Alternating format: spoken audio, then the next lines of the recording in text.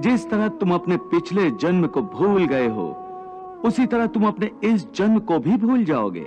इस जन्म के रिश्तों का अर्थ तुम्हारे आने वाले जन्म में कुछ भी नहीं रह जाएगा। आज अभिमन्यु को तुम अपना पुत्र समझ रहे हो सकता है पिछले जन्म में वो तुम्हारा पिता रहा हो,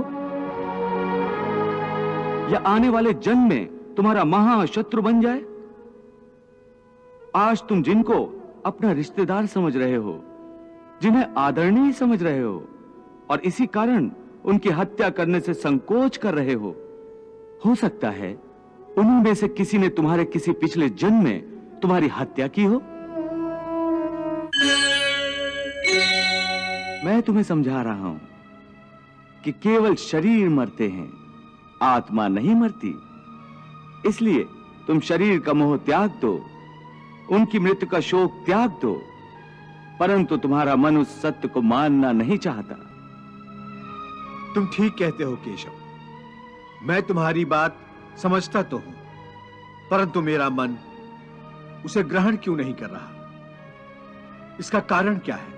इसका कारण है वो जंजीर जो तुम्हारे मन ने अपने ही गिर्द लपेट रखी है। कौन सी जंजीर? रिश्तेदारी की जंजीर, ये नातेदारी का मोह कि ये मेरा भाई है, ये मेरा मामा है, ये मेरा ससुर है, ये पितामह है।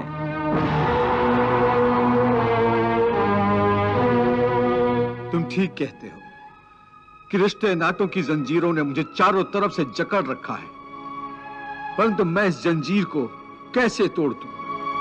मैंने मान लिया कि ये सारे शरीर नाशवान हैं, परंतु इनके साथ जो मेरे रिश्ते हैं वो तो नाशवान नहीं है, वो तो सच्चे हैं।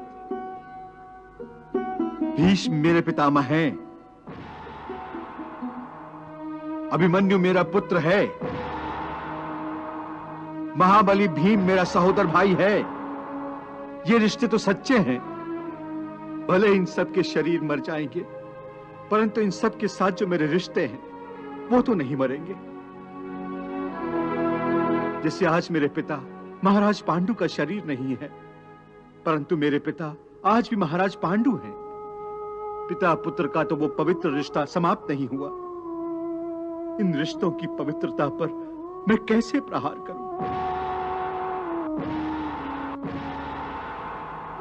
शरीर को भूल जाओ, परंतु अपने दादा के रिश्ते पर तीर कैसे चलाऊं?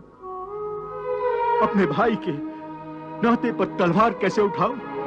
अर्जुन, ये रिश्ते, ये नाते सब इस जन्म के हैं।